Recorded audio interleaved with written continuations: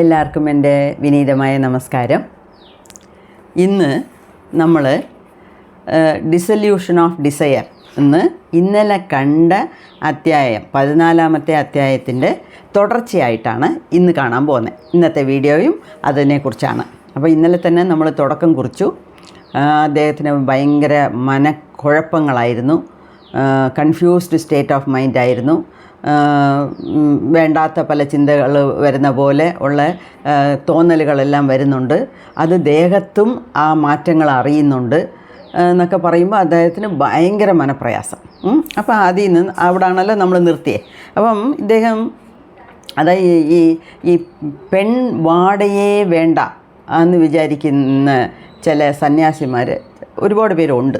അതായത് യാതൊരു രീതിയിലും പെണ്ണുങ്ങൾ അടുത്ത് വരരുത്, പെണ്ണുങ്ങൾ കാണരുത് എന്നൊക്കെ. ആ രീതിയിൽ സ്വാമി മുക്താനന്ദ എന്ത് ചെയ്തു, ആ സ്ഥലത്തിൻ്റെ ഇദ്ദേഹത്തിൻ്റെ കുടിലിൻ്റെ ലാൻഡ് ലോർഡ് ഉണ്ടല്ലോ, ഉടമസ്ഥൻ, അദ്ദേഹത്തിനെ വിളിച്ച് ഇനി എനിക്ക് പെണ്ണുങ്ങളാരും വന്ന് ചോറ് വയ്ക്കണ്ട, ചപ്പാത്തി ഒന്നും ഉണ്ടാക്കണ്ട, ഫുഡൊന്നും എനിക്ക് പെണ്ണുങ്ങളുണ്ടാക്കണ്ട, ഏതെങ്കിലും ഒരു ആണിനെ ഏർപ്പാട് ചെയ്യുമോ എന്ന് പറഞ്ഞു. അതായത് അദ്ദേഹത്തിൻ്റെ മനസ്സ് ആലോചിക്കുക, ഏതേത് രീതിയിൽ ഞാൻ ഇതിനെ വേണ്ടാത്തതിനെ കട്ട് ചെയ്താൽ ഇങ്ങനത്തെ വേണ്ടാത്ത ചിന്തകൾ എനിക്ക് വരാതിരിക്കും എന്നുള്ളതിൻ്റെ ഒരു ഭാഗമായിട്ടാണ് ഇങ്ങനെ പറയുന്നത്. അതുമാത്രമല്ല, എൻ്റെ ഫുഡൊക്കെ കുറയ്ക്കണം, ഫുഡ് കുറയ്ക്കണം എന്ന് പറഞ്ഞ് ഒരു നേരമാണ് ആഹാരം കഴിക്കുന്നത്, അത് കുറച്ചു. മലക്കറികൾ പച്ചക്കറികൾ കഴിക്കുന്നത് കുറച്ചു. വെള്ളം കുടിക്കുന്നത് പോലും കുറച്ചു. പകുതി ഉണ്ണുമ്പോഴത്തേക്ക് എണീച്ച് പോകും. അങ്ങനെയൊക്കെ. അതായത് ദേഹത്തിന് വേണ്ടാത്ത സ്ട്രെങ്ത് ഉണ്ട്, അതുകൊണ്ടാണല്ലോ ഇങ്ങനെയൊക്കെ കാണിക്കുന്നത് എന്നുള്ള ഒരു തോന്നലായിരിക്കാം. അങ്ങനെയൊക്കെ ചെയ്തുകൊണ്ടിരുന്നു. അപ്പോൾ അദ്ദേഹം പറയുന്നത്, ഞാൻ സിദ്ധാസന ചെയ്ത് എൻ്റെ ഈ ലിംഗം എന്നുള്ള ഒരു സാധനത്തിനെ ഒന്നുമില്ലാതെ വെറും ഒരു മാംസത്തുണ്ടമായിട്ട് ആക്കി വെച്ചിരിക്കുന്നു. എനിക്കാണോ ഇങ്ങനത്തെ വേണ്ടാത്ത ചിന്തകൾ വരുന്നത് എന്ന് പറഞ്ഞ് അദ്ദേഹത്തിന് ഭയങ്കര പ്രയാസം. അങ്ങനെ ഒരു ദിവസം ഒരു ഉച്ചയ്ക്ക് ഒരു 20 മൈലിന് ദൂരെ ബെയ്ജാപ്പൂർ എന്നുള്ള ഒരു സ്ഥലത്ത് ഒരു സാധു ഉണ്ടായിരുന്നു. അദ്ദേഹത്തിനെ ഇദ്ദേഹം ഓർത്തു. അതായത് ഇങ്ങനെ ഉച്ചയ്ക്ക് രാവിലെ മെഡിറ്റേഷൻ ചെയ്ത ഈ വസ്ത്രമില്ലാത്ത ഒരു പെണ്ണ് വന്ന് നിൽക്കുന്നു, കണ്ണടച്ചാൽ വരുന്നു, കണ്ണ് തുറന്നാൽ വരുന്നു, ഇത് എന്തൊരു ശല്യമാണ് എന്ന് വിചാരിച്ചുകൊണ്ട് ഞാൻ ആരടുത്ത് പോയി ഇതൊക്കെ ചോദിക്കും എന്നൊക്കെ വിചാരിച്ചുകൊണ്ട് ഇങ്ങനെ ഇരുന്നപ്പോഴാണ് അന്ന് ഉച്ചയ്ക്ക്, രാവിലെ മെഡിറ്റേഷനിൽ ഇങ്ങനെ വരുമ്പോഴാണ് പകുതിയിൽ എണ്ണിച്ച് പോകുന്നത്. പിന്നെ ഉച്ചയ്ക്ക് പോയിരിക്കും, ഉച്ചയ്ക്കും അങ്ങനെ, വൈകുന്നേരം പോയിരുന്നാൽ അങ്ങനെ. അപ്പം ഇങ്ങനെ 1-2 ദിവസങ്ങൾ തുടർന്നു. അപ്പോൾ അന്നത്തെ ദിവസം വൈകുന്നേരം ആയപ്പം, ഉച്ചയ്ക്ക് ലേറ്റ് ആഫ്റ്റർനൂൺ എന്ന് പറയുന്നത്, ഒരു 20 മൈലിന് ദൂരെ അപ്പാലെ അദ്ദേഹത്തിൻ്റെ കുടിലിൻ്റെ ഒരു 20 മൈൽ ദൂരത്തിൽ ബെയ്ജാപ്പൂർ എന്നുള്ള സ്ഥലത്ത് ഒരു നല്ല സിദ്ധയോഗി താമസിക്കുന്നുണ്ട്. അദ്ദേഹത്തിൻ്റെ പേര് ഹരിഗിരി ബാബ അദ്ദേഹത്തിൻ്റെ പേര്. അദ്ദേഹം വലിയൊരു ജ്ഞാനിയാണ്. ഈ നമ്മുടെ സ്വാമി മുക്താനന്ദയ്ക്ക് അദ്ദേഹത്തിനെ വലിയ ഇഷ്ടമാണ്, അദ്ദേഹത്തിനും മുക്താനന്ദയെ വലിയ കാര്യമാണ്. എന്നുവെച്ചാൽ രണ്ടുപേരും ഒരേ വേവ് ലെങ്ത്ത്, ഒരേ കെമിസ്ട്രി. എന്നുവെച്ചാൽ അവർക്ക് വേറെ ചിന്തയൊന്നുമില്ല, അവർക്കെല്ലാം ധ്യാനം. അത് അങ്ങനെ. അപ്പം സ്വാമി മുക്താനന്ദ ഈ ഹരിഗിരി ബാബയെ ഓർക്കുന്നു. എനിക്ക് എൻ്റെ ഉള്ളു തുറന്ന് എനിക്കിപ്പോൾ സംഭവിക്കുന്നത് പറയാൻ പറ്റിയ ഒരാളാണ് അദ്ദേഹം. അദ്ദേഹത്തിൻ്റെ അടുത്ത് വേണം എനിക്കിത് പോയി പറഞ്ഞ് അതിനൊരു മാറ്റുവഴി, പോംവഴി കണ്ടുപിടിക്കാൻ എന്ന് വിചാരിക്കുന്നു. അപ്പം എൻ്റെ ഈ സീക്രട്ടിനെ, ഈ രഹസ്യത്തിനെ വേറെ വെളിയിൽ പറയാൻ കൊള്ളരുത് എന്ന് പറഞ്ഞ് അദ്ദേഹം ഇരുന്ന് കരയുക. ആരേ? മുക്താനന്ദ കരയുക. എൻ്റെ ഗതികേട്, ഞാൻ ചെയ്ത നെഗറ്റീവ് കർമാസ്, ഞാൻ ചെയ്ത പാവങ്ങളാണ് എനിക്ക് ഇങ്ങനെയൊക്കെ എൻ്റെ മെഡിറ്റേഷനിൽ നടുക്ക് വരുന്നത് പറഞ്ഞ് കരഞ്ഞ് വൈകുന്നേരം ആയപ്പോൾ അദ്ദേഹത്തിൻ്റെ തലയൊക്കെ പെരുത്ത് വരുന്നു, കാത് കേൾക്കാതായി, അത്രയ്ക്കൊരു പ്രയാസം. അത് നേരത്തെ ഞാൻ പറഞ്ഞിട്ടുണ്ട്, ഒന്നുമില്ലാത്ത എനിക്ക് പോലും ഒരു 1 മണിക്കൂർ, അരമണിക്കൂർ മെഡിറ്റേഷൻ ചെയ്തിട്ട് ശബ്ദമിട്ട് പറഞ്ഞാൽ തലവേദനയാണ്. നമ്മൾ ഒരു സൈഡ് ബീറ്റ ലെവലിൽ നിന്ന് ആൽഫ ലെവലിന് കൊണ്ടുവരുന്നു, ഇനിയൊരു സൈഡ് നമ്മൾ തന്നെ ശബ്ദമിട്ട് സംസാരിക്കുന്നു. അത് പെരുത്ത് വരും, തല ഭാരമായിരിക്കും, തലവേദനയായിരിക്കും. അപ്പം ഇദ്ദേഹത്തിനൊക്കെ എങ്ങനെ ഇരിക്കും? അപ്പോൾ അദ്ദേഹം ഇരുന്ന് കരയിഞ്ഞു. അതുകൊണ്ട് അങ്ങേർക്ക് ഒന്നും കേൾക്കുന്നില്ല, കാതിൽ പോലും ഒന്നും കാതൊക്കെ അടഞ്ഞു പോയി. അപ്പം കുറച്ച് കഴിഞ്ഞ് അതിനിടയ്ക്ക് വൈകുന്നേരമായി, ബാബുറാവ് വന്നു. ബാബുറാവ് എന്തൊക്കെയോ സംസാരിക്കുന്നു, പക്ഷേ ഇദ്ദേഹത്തിൻ്റെ കാതിലൊന്നും വീഴുന്നില്ല. പിന്നെ ഈവനിങ് മെഡിറ്റേഷൻ, വൈകുന്നേരം മെഡിറ്റേഷൻ തുടങ്ങി. നല്ല മെഡിറ്റേഷനായിരുന്നു. ആ ചുമന്ന ഓറ കണ്ടു. ഗുഡ് ഫോർച്യൂൺ ഓഫ് യോഗി സറോസ്, അതായത് ഒരു യോഗിക്ക് ധ്യാനത്തിലുണ്ടാകുന്ന നല്ല നല്ല കാഴ്ചകളൊക്കെ ഉണ്ടായി. ഭയങ്കര സന്തോഷമായിരുന്നു, നല്ല ഇതായിട്ടിരുന്നു. അപ്പോഴത്തേക്ക് അദ്ദേഹത്തെ കയ്യിലൊക്കെ മുദ്രകൾ തന്നെ വരുന്നു. അങ്ങനെ താന്ത്രിക് പോസ്ചറിൽ ഒക്കെ ഇരിക്കുന്നു. അങ്ങനെ ഇന്ന് കൊള്ളാമല്ലോ, എല്ലാം മാറിയായിരിക്കും എന്ന ഒരു സന്തോഷം. അങ്ങനെ സന്തോഷം ഇരുന്നപ്പം ഒരു ശബ്ദം, ഉള്ളിൽ നിന്ന് ഒരു ശബ്ദം കേൾക്കുന്നു. ആ ശബ്ദത്തിലും അദ്ദേഹം ഹാപ്പിയാണ്. എന്തോ ശബ്ദം കേൾക്കുന്നല്ലോ എന്ന് വിചാരിക്കുന്നു. അപ്പോഴത്തേക്ക് ആ നിമിഷ നേരത്തെ സന്തോഷത്തിൽ ആ ഗോഡസ് അപ്പിയേർഡ്. ഗോഡസ് എന്ന് പറഞ്ഞാൽ ഇപ്പം നമ്മൾ പറയുന്ന പോലെ വെറും സാധാരണ പെണ്ണല്ല അത്. അത് സാക്ഷാത് ദേവി തന്നെയാണ്, കുണ്ടലിനി ശക്തിയാണ്. അപ്പം ഇപ്പം ഇവിടെ അദ്ദേഹം എഴുതിയിരിക്കുന്നത് ഇത് ഗോഡസ് അപ്പിയേർഡ് എന്നാണ് എഴുതിയിരിക്കുന്നത്. അപ്പം ആ വസ്ത്രമില്ലാത്ത അതിസുന്ദരിയായ ആ പെണ്ണ് തോന്നി. ഇപ്പോഴും വസ്ത്രമൊന്നുമില്ല, പക്ഷേ നല്ല ആഭരണങ്ങൾ ഇട്ടിട്ടുണ്ട്, നിറച്ച ആഭരണങ്ങൾ ഇട്ടിട്ടുണ്ട്. അപ്പം അയ്യോ ഇത് തിരിച്ചു വന്നോ എന്ന് പറഞ്ഞ് കണ്ണ് തുറന്നാൽ വെളിയിൽ കാണുന്നു, കണ്ണടച്ചാൽ ഉള്ളിൽ കാണുന്നു. അങ്ങനെ പോയി. അന്നത്തെ മെഡിറ്റേഷനും പോയി. പിന്നെ ഈ മാംഗോ ട്രീയുടെ അവിടെ വന്നിരുന്നുകൊണ്ട് ഇങ്ങനെ കാത്തിരിക്കുക, എപ്പം മെഡിറ്റേഷൻ തുടങ്ങാം, എപ്പം ഇത് മാറും എന്നൊക്കെ. അപ്പം മിഡ്നൈറ്റായി, അർദ്ധരാത്രിയായി. ഇനി ഒന്നും നടക്കത്തില്ല എന്ന് വിചാരിച്ച് ഉറങ്ങാൻ പോയാൽ ഉറക്കം വരുന്നോ? അതും ഇല്ല.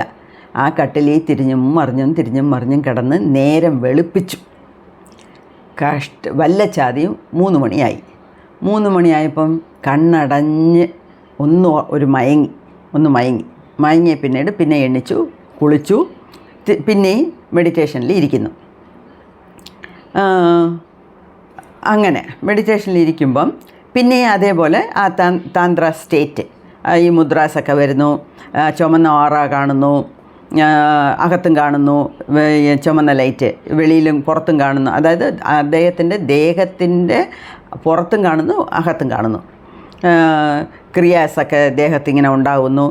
തന്നെ ജലേന്ദ്രബന്ധ താട നെറ്റിക്ക് കഴുത്തിൻ്റെ അവിടെ വന്നിരുന്ന് ജലേന്ദ്രബന്ധ വരുന്നു. അപ്പോൾ ഇദ്ദേഹമായിട്ട് മൂലബന്ധം ചെയ്യുന്നു. അങ്ങനെയൊക്കെ നല്ല രീതിയിൽ പോയിക്കൊണ്ടിരുന്നു. അപ്പോഴത്തേക്ക് പിന്നെ അതേ സൗണ്ട് അകത്ത് കേൾക്കുന്നു. അപ്പം ഇദ്ദേഹം ഇങ്ങനെ കാത് കൂർത്ത് കേൾക്കുന്നു. മനസ്സിങ്ങനെ അതിനെ ഫോക്കസ് ചെയ്ത് കേൾക്കുന്നു. അപ്പം നല്ല ഒരു സന്തോഷമാണ്, പരമാനന്ദമാണ് ആ സൗണ്ട് കേൾക്കുമ്പോൾ. പിന്നെ ഒരു ഓവൽ ഷേപ്പിൽ ഒരു വെള്ള ലൈറ്റ് വരുന്നു. ഒരു പ്ലമ്മിൻ്റെ അത്രയും ഒരു ഓവൽ ഷേപ്പിൽ ഒരു വെള്ള ലൈറ്റ് കാണുന്നു. ആ ചുമന്ന ലൈറ്റിൻ്റെ കൂടെയാണ് വരുന്നത്. പിന്നെ അത് പെട്ടെന്നങ്ങ് മറഞ്ഞുപോയി, ആ വെള്ള ലൈറ്റ് മറഞ്ഞുപോയി. ഇപ്പോൾ ഇതെന്തുവാ? അപ്പോൾ ഇനി എനിക്കെല്ലാം മാറി. ഇപ്പം നമ്മൾ അസുഖം പിടിച്ച് കിടക്കുന്നു, ഇങ്ങനെ 2 ദിവസമായി 3 ദിവസമായി, അയ്യോ എപ്പോൾ ഈ പനി മാറും, എന്തെങ്കിലും ഒരു ചോറും സാമ്പാറും കഴിച്ചാലോ, ഒരു ദോശ കഴിച്ചാലോ ആർക്കും തോന്നും. അങ്ങനെ ഇദ്ദേഹത്തിന് എങ്ങനെയെങ്കിലും എൻ്റെ പഴയ മെഡിറ്റേഷൻ കിട്ടിയാലോ ഒന്നിങ്ങനെ കാത്തിരിക്കുക പാവം. അപ്പം ഉടനെ ആ ചുമന്ന ലൈറ്റ്, വെള്ള ലൈറ്റ് എല്ലാം വരുന്നു. എനിക്ക് പഴയ രീതി മാറി, അല്ല ഇപ്പോഴത്തെ രീതി മാറി, പഴയ രീതിക്ക് ഞാൻ പോവുക എന്ന് പറഞ്ഞ് ഗുരുവോം എന്ന് പറയുന്നു. ഗുരുവിനെ വിചാരിച്ച് ധ്യാനിക്കുന്നു. അപ്പോഴത്തേക്ക് ഉടനെ ആ ചുമന്ന ലൈറ്റിൽ ഒരു വ്യത്യാസം. ചുമന്നത് തന്നെയാണ്, പക്ഷേ അതിൻ്റെ രീതിക്ക് ഒരു വ്യത്യാസം. ആ സ്ത്രീ വന്നു, തിരിച്ചും തുടങ്ങി. അപ്പം ഇപ്രാവശ്യം നല്ല ആഭരണങ്ങളെല്ലാം ഇട്ട് അതിസുന്ദരിയായിരുന്നു. എക്സ്ട്രാഡിനറിലി അട്രാക്റ്റീവ്, അതിസുന്ദരിയായിരുന്നു. ഇദ്ദേഹത്തിന് മനസ്സിൽ ഒരു ചഞ്ചലം. അതേപോലെ അദ്ദേഹത്തിൻ്റെ ലിംഗത്തിലും ഒരു വ്യത്യാസം. സ്റ്റിഫാവുന്നു, സ്ട്രോങ് ആവുന്നു, ഭയങ്കര ഗ്രേറ്റ് ഫോഴ്സ് ഉണ്ടാവുന്നു, അവിടെ അനുഭവപ്പെടുന്നു. അപ്പം കണ്ണ് തുറക്കുന്നു. ആ സ്ത്രീയെ വെളിയിൽ കാണുന്നു. കണ്ണ് തുറന്നാൽ വെളിയിൽ കാണുന്നു, അടച്ചാൽ അകത്ത് കാണുന്നു. ഇതാണല്ലോ പതിവ്. അപ്പം ഇങ്ങനെ ഇരുന്നപ്പം അദ്ദേഹം ആകെ ഉടുക്കുന്നത് ഈ കോണകം മാത്രം. അടിവസ്ത്രം എന്ന് പറഞ്ഞാൽ ആ കോണകം മാത്രമേ ഉള്ളൂ. ആ കോണകത്തിനെ കീറിക്കൊണ്ട് അദ്ദേഹത്തിൻ്റെ ലിംഗം വെളി വന്ന് അദ്ദേഹത്തിൻ്റെ ഈ ബുക്കിളിനകത്തോട്ട് കയറുന്നു.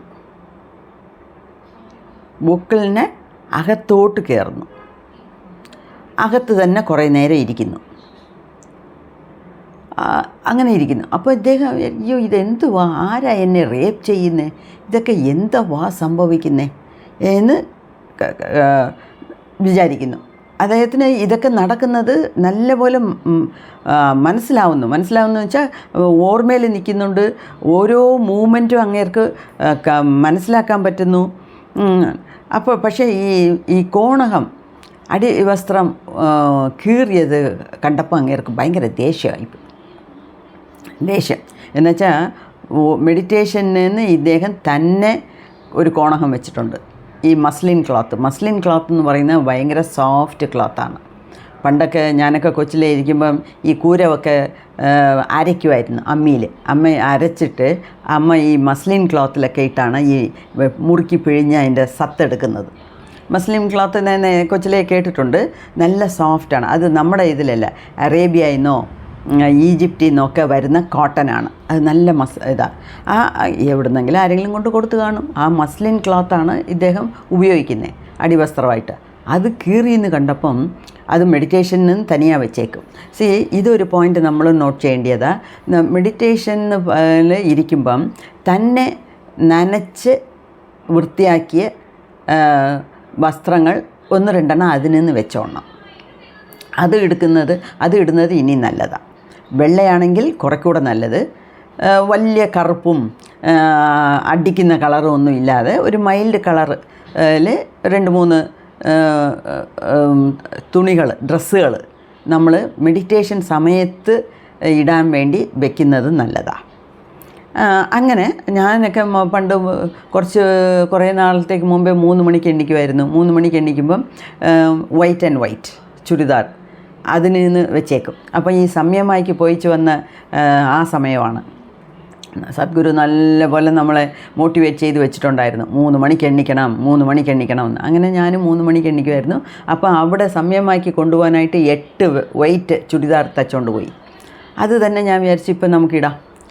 അങ്ങനെ കുറേ നാൾ വൈറ്റ് ചുരിദാർ ഇട്ടുകൊണ്ട് ഞാൻ മെഡിറ്റേറ്റ് ചെയ്യുമായിരുന്നു. ഇദ്ദേഹം പറഞ്ഞപ്പോൾ എനിക്കതും കൂടെ ഓർമ്മ വരുന്നു. ഇതൊരു ടിപ്പാണ്, ഒരു പോയിൻറ്റ്. സൗകര്യപ്പെടുന്നവർക്ക് അത് ചെയ്യാം. അതുകൊണ്ടാണ് പറയുന്നത് രാവിലെ എണ്ണിച്ച് കുളിച്ചിട്ട് വേണം നമ്മൾ വേറെ നല്ല തേച്ചിരിക്കണം, പുതിയ ഡ്രസ്സായിരിക്കണം എന്നൊന്നുമില്ല, വൃത്തിയായിരിക്കണം. ഇട്ട ഡ്രസ്സിലേ ഇട്ടുകൊണ്ട് ഉറങ്ങിയ ഡ്രസ്സിലേ ഇട്ടുകൊണ്ട് മെഡിറ്റേഷൻ ചെയ്യാൻ പാടില്ല. അതിൽ നിന്ന് 2-3 ഡ്രസ്സ് മാറ്റി വെച്ചാൽ അത് ഇനിയും കുറച്ചുകൂടെ നല്ലത്. അങ്ങനെ അപ്പം വിചാരിക്കുന്നത് ഐ റിമെമ്പേർഡ് മൈ കർമ്മ, ഞാൻ ചെയ്ത കർമ്മഫലം വേറെ എന്തു പറയാനാ എന്ന് പറയുന്നു. അങ്ങനെ തിരിച്ചു അങ്ങേര് വെളി വന്നു, ഊഞ്ഞാലി ഇരിക്കുന്നു. അപ്പം ഇങ്ങനെ ഇത് ഇത് ഇത് എനിക്ക് എൻ്റെ സാധനയെല്ലാം പോയി, എൻ്റെ ദൈവാനുഗ്രഹവും പോയി, ഇതെല്ലാം ഞാൻ മുൻ ജന്മത്തിൽ ചെയ്ത കർമ്മഫലമാണ് ഇങ്ങനെയൊക്കെ വന്നിരിക്കുന്നത് എന്നൊക്കെ തിരിച്ചും വിചാരിച്ചുകൊണ്ടിരിക്കുന്നു. ചെയ്തുകൊണ്ടിരിക്കുമ്പോഴത്തേക്ക് അതായത് എന്തുവാ മെഡിറ്റേഷൻ എന്ന് പറഞ്ഞ് ചെയ്യുമ്പം ഒരു പ്രാവശ്യം ഇങ്ങനെ ചെയ്തുകൊണ്ടിരുന്നപ്പം മെഡിറ്റേഷനിൽ പോയപ്പം ഈ സ്ത്രീ, ഈ അതിസുന്ദരി ആയ ദേവതയുടെ കൂട്ടുള്ള സ്ത്രീ വന്നില്ല. അതിന് പകരം ഇദ്ദേഹം സിംഹത്തിൻ്റെ കൂട്ട് ശബ്ദം പുറപ്പെടുവിപ്പിച്ചു, ഗർജിക്കാൻ തുടങ്ങി. സിംഹത്തിനാണ് ഗർജന. നേരത്തെ ഒട്ടകം, പിന്നെ പുലി പോലെ കടന്ന് വിളിച്ചപ്പോഴാണ് ആൾക്കാരൊക്കെ പേടിച്ച് കരിമ്പ് പാടത്ത് പുലി വന്നു എന്ന് വിചാരിച്ചേ. ഇപ്പം അതിസുന്ദരിക്ക് പകരം സിംഹത്തിൻ്റെ കൂട്ട് കടന്ന് വിളിക്കാൻ തുടങ്ങി, ഗർജിക്കുന്നു, റോറിങ് ലൈക്ക് എ ലയൺ. കത്തി കത്തി കത്തി നാക്കേ വായിന്ന് വെളി വരുന്നു. അങ്ങനെയൊക്കെ അത്രയും കിടന്ന് 45 മിനിറ്റ്സ് അദ്ദേഹം ഒച്ച വെച്ചിട്ടുണ്ട്. ഇങ്ങനെ ഇദ്ദേഹത്തിന് തന്നെ പേടി, അയ്യോ ഇതെന്തുവാ ഈ ഒന്ന് മാറ്റി ഒന്ന്. ഇപ്പം ആ സ്ത്രീ വന്നില്ല, സന്തോഷമെന്ന് വിചാരിച്ചപ്പോഴത്തേക്ക് ഇങ്ങനെ കടന്ന് വിളിക്കുന്നു ഞാൻ. ഇതൊന്നും ഇദ്ദേഹത്തിൻ്റെ കൺട്രോളിൽ ഉള്ളതല്ല, ഇതൊക്കെ സംഭവിക്കുന്നതാണ്. അപ്പം ഒരു ഡേഞ്ചർ മാറി ഇനിയൊരു ഡേഞ്ചറിനകത്ത് പോയി, ഇതെന്തുവാ എന്നൊക്കെ വിചാരിച്ചുകൊണ്ടിരിക്കുന്നു. അപ്പോഴത്തേക്ക് കുറച്ച് നേരം കഴിഞ്ഞേ ഒരു ടോങ്ക വരുന്നു.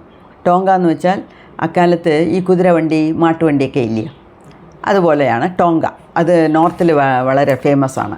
ഒരു ചെറിയ വണ്ടി പോലെ ഇരിക്കും, അതിൽ മുൻവശത്ത് ഒരുത്തൻ ഇരുന്ന് ഓടിച്ചുകൊണ്ടിരിക്കുക. അകത്ത് ഇരിക്കുന്നവർ വെയിലും മഴയും നനയാതെ സേഫായിട്ട് യാത്ര ചെയ്യാനുള്ള സൗകര്യമുണ്ട് അതിനകത്ത്. ചെറിയത് ടോങ്ക എന്ന് പറഞ്ഞാൽ വലുതല്ല, ചെറുത്. ഞാനൊക്കെ കൊച്ചിലെ സിനിമയ്ക്ക് എൻ്റെ അച്ഛനെ ഞങ്ങളെല്ലാവരെയും കൂടെ കുതിരവണ്ടിയിൽ കൊണ്ടുപോയിട്ടുണ്ട്. അതൊക്കെ ചവിട്ടി കയറുന്നത് പാടാണ്, പക്ഷേ ഞങ്ങൾക്ക് 4 പേർക്ക് 5 പേർക്ക് സുഖമായിട്ടിരിക്കാം. അങ്ങനെ കുതിരവണ്ടിയിലൊക്കെ കയറിപ്പോയിട്ടുണ്ട്.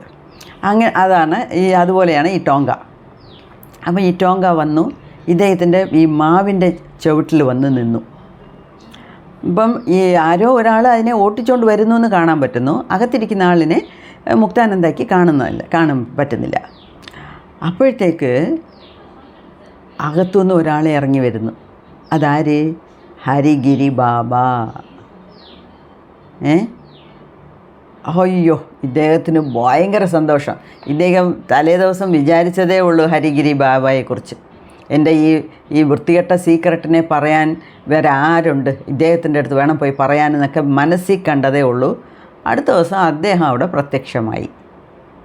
ഇതൊക്കെയാണ് ടെലിപ്പതിയും ഇവർ തമ്മിലുള്ള സിങ്ക്, ഇവർ തമ്മിലുള്ള അതേ വേവ് ലെങ്ത് എന്ന് പറയുന്നത്. അപ്പം ഈ ഹരിഗിരി ബാബയ്ക്ക് ഇദ്ദേഹത്തിൻ്റെ അവസ്ഥ മനസ്സിലായി. അദ്ദേഹം വലിയൊരു അവധൂതനാണ്, സിദ്ധയോഗിയാണ്. അപ്പം ഭയങ്കര ഹാപ്പിയായി. അപ്പം ഉടനെ ടോങ്കായിൽ നിന്ന് ഇറങ്ങി, വാ വാ വാ വാ എണീർ സ്വാമി, സ്വാമി, കിങ്, എംപറർ, ഇറങ്ങ വാ, എണീർ വാ എന്ന് പറഞ്ഞു വന്നു. അപ്പം this great saint was all knowing എന്ന് വെച്ചാൽ മുക്കാലവും ഉണർന്ന ജ്ഞാനിയാണ്. അപ്പം അദ്ദേഹത്തിന് എപ്പോഴും ചിരിയാണ്. അദ്ദേഹത്തിൻ്റെ ഒരു ഫോട്ടോ ഇവിടെ ഇട്ടിട്ടുണ്ട്, നമുക്കത് കാണാൻ പറ്റത്തില്ല, പക്ഷേ അദ്ദേഹവും മുക്താനന്ദയും ഇരിക്കുന്ന പോലെ ഒരു ഫോട്ടോ. അദ്ദേഹം എപ്പോഴും ഒരു ചിരിയാണ് മുഖത്ത്. ടർബൺ കെട്ടിയിരിക്കും, 2-3 കോട്ടിട്ടേക്കും. അവിടുത്തെ തണുപ്പിനായിരിക്കാം, വേറെയും പല കാരണങ്ങളുണ്ട്. ചിലർക്കൊക്കെ ഈ ദേഹത്തുനിന്ന് വെളിച്ചം ഇങ്ങനെ വരും. അവർ ചെയ്യുന്ന സാധനയുടെ ഫലമായിട്ട് ലൈറ്റ് വന്നുകൊണ്ടിരിക്കും. അപ്പോൾ ആ ലൈറ്റിനെ മറ്റവർക്ക് കാണാതിരിക്കാൻ വേണ്ടി 2-3 തുണിയിട്ട് അതിനെ മറയ്ക്കും. അങ്ങനെയും ആവാം, അല്ലെങ്കിൽ അവിടെയൊക്കെ നോർത്തിലൊക്കെ ഭയങ്കര തണുപ്പല്ലേ, അതുകൊണ്ടും ആകാം. എന്തോ 2-3 കോട്ടിട്ടേക്കും. സിൽക്ക് ടേബൺ വെച്ചേക്കും. പിന്നെ നല്ല വില കൂടിയ 2 ചെരുപ്പിട്ടുകൊണ്ട് ഇരിക്കും. അതൊക്കെയാണ് ഹരിഗിരി ബാബയുടെ വർണ്ണന. അപ്പം അങ്ങനെ വർണ്ണിച്ചുകൊണ്ടിരിക്കുന്നു. ഇത് അദ്ദേഹത്തിനെക്കുറിച്ച് നമുക്ക് പറഞ്ഞു തരുക. അപ്പം എപ്പോഴും ഇദ്ദേഹം വന്നോണേ give me something to eat എന്ന് പറഞ്ഞെന്ന്. And then he would eat. അപ്പോൾ അങ്ങനെ ചോദിച്ച് വാങ്ങിച്ച് കഴിക്കും. അപ്പം അങ്ങനെ കഴിച്ചേച്ച് പോകും. അപ്പം he use to collect small stones from the river. ഇദ്ദേഹത്തിൻ്റെ ഈ ഹരിഗിരി ബാബയുടെ ഇത് ഈ ആറ്റിൻ്റെ കരയിൽ നിന്നൊക്കെ ചെറിയ ചെറിയ കല്ലുകളെടുക്കും. കല്ലുകളെടുത്തിട്ട് ഒരു കല്ലിനെ നോക്കിയിട്ടേ ഒരു കല്ല് നോക്കും, ഇനിയൊരു കല്ലിനെ നോക്കും, പിന്നെ പറയുന്നു യെസ് യു ആർ വർത്ത് 200,000. നിൻ്റെ വില ഇത്രയും ഉണ്ട്, 200,000 വില എന്നൊക്കെ അദ്ദേഹം ചുമ്മാ പറയുമെന്ന്. ഇതിലൊന്നും നമുക്ക് ഡയറക്റ്റ് മീനിങ് അല്ല നമുക്ക് നോക്കേണ്ടി. അദ്ദേഹത്തിൻ്റെ അതായത് ഹരിഗിരി ബാബ വന്നപ്പം അദ്ദേഹത്തിനെക്കുറിച്ച് നമുക്ക് ഇൻട്രൊഡ്യൂസ് ചെയ്യുക, അദ്ദേഹത്തിനെക്കുറിച്ച് ചില കാര്യങ്ങൾ പറയുക. അതുപോലെ ഈ ഇപ്പം ഇവിടെ വന്നപ്പം മുക്താനന്ദ അടുത്ത് എട് കുറച്ച് കാശെട് എന്ന് പറഞ്ഞെന്ന്. അങ്ങനെ മുക്താനന്ദ ഓടിപ്പോയി ഒരു 2 രൂപയുടെ കോയിൻ എങ്ങാണ്ട് എടുത്ത് കൊടുത്തു. അത് താനേ അദ്ദേഹം ഇങ്ങനെ നടന്ന് സംസാരിച്ച് ചിരിച്ച് ഒറ്റയ്ക്കാണ് അദ്ദേഹത്തിൻ്റെ ജീവിതം ഇങ്ങനെ പോകുന്നത്. നേരം വെളുത്ത 2 മണിക്ക് അദ്ദേഹം നദിയുടെ തീരത്ത് പോയിരിക്കും. അവിടെ പോയിരുന്ന് മെഡിറ്റേറ്റ് ചെയ്തിട്ട് നേരം വെളുക്കുമ്പോൾ ഇങ്ങ് വരും, അദ്ദേഹത്തിൻ്റെ സ്ഥലത്തോട്ട് ഇങ്ങ് വരും. അങ്ങനെയൊക്കെയാണ് അദ്ദേഹം സംസാരിക്കുന്നതേ ആർക്കും മനസ്സിലാവത്തില്ല, അങ്ങനെയൊക്കെയാണ് സംസാരിക്കുന്നത്. അപ്പോൾ ഇതൊക്കെയാണ് ഹരിഗിരി ബാബയുടെ ഒരു രീതി. അപ്പം സ്വാമി ഹരിഗിരി ബാബ ടോങ്കായിൽ നിന്ന് ഇറങ്ങി വന്ന് കണ്ട് വാ സ്വാമി എണീര് എന്ന് മുക്താനന്ദയെ വിളിച്ചുകൊണ്ടിരിക്കുക. അപ്പോഴത്തേക്ക് മുക്താനന്ദ ഓടിപ്പോയി നമസ്കരിച്ച് തൊഴുതിട്ട് പറഞ്ഞെന്ന്, ബാബ സ്ഥിതിഗതിയൊന്നും ഇവിടെ ശരിയല്ല, വഷളായിക്കൊണ്ട് പോവുകയാണ്. ഓരോ ദിവസം ചെല്ലുന്തോറും എൻ്റെ ധ്യാനമൊക്കെ വളരെ മോശപ്പെട്ട രീതിയിൽ പോയിക്കൊണ്ടിരിക്കുകയാണ് എന്ന് പറഞ്ഞു. അപ്പം ഹരിഗിരി ബാബ പറഞ്ഞത്, എനിക്കറിയാം, നോക്കിക്കോണേ, എനിക്കറിയാം, I know give me 2 rupees and I will tell you. 2 രൂപ ഇട്, ഞാൻ നിനക്ക് പറഞ്ഞുതരാം എന്ന് പറഞ്ഞെന്ന്. അപ്പോൾ ഇങ്ങനെയൊക്കെയാണ് ഒരു കളിയും ചിരിയുമാണ് അദ്ദേഹത്തിന് എപ്പോഴും. എന്ത് കൊടുത്താലും കാശെട് എന്ന് പറയുന്നു. Even now he asked for some.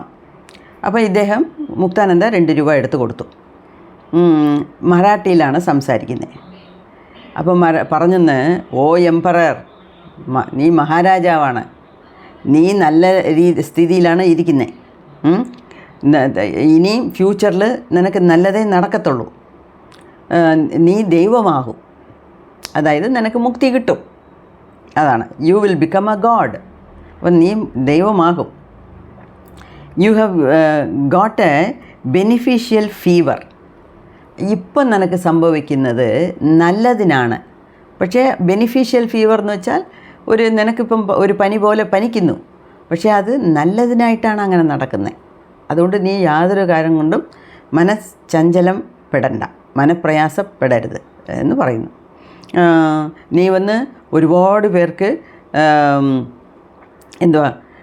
Through coming in to contact with it many people will be cured of their sickness and suffering.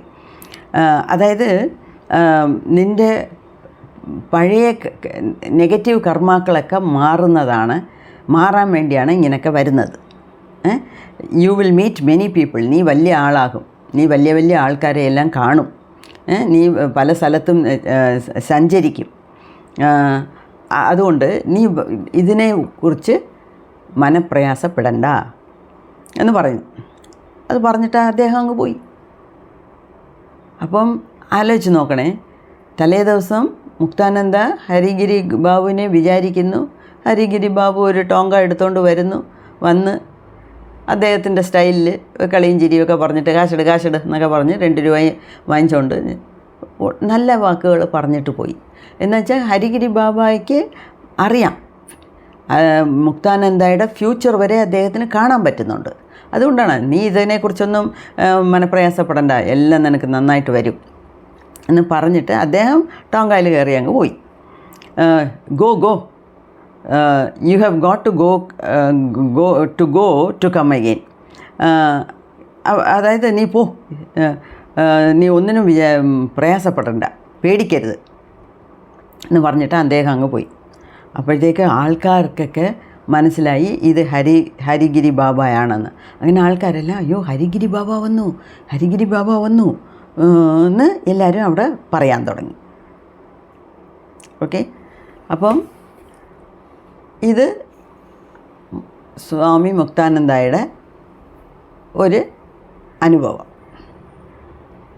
അപ്പം ഇനിയും കുറച്ചുകൂടെ ഉണ്ട്, അത് അടുത്ത വീഡിയോയിൽ കാണാം.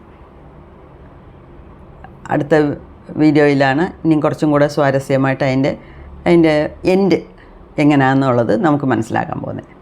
അപ്പം ഇതൊക്കെ അദ്ദേഹം നല്ല രീതിയിൽ വിവരിച്ച് എഴുതിയിട്ടുള്ളതുകൊണ്ട് ഞാനും വിചാരിച്ചു അത് ആ രീതിയിൽ തന്നെ നമുക്കും പറയണം എന്നും വിചാരിച്ചുകൊണ്ടാണ് ഞാൻ പറഞ്ഞത്. നമുക്ക് നോക്കാം. നന്ദി, നമസ്കാരം.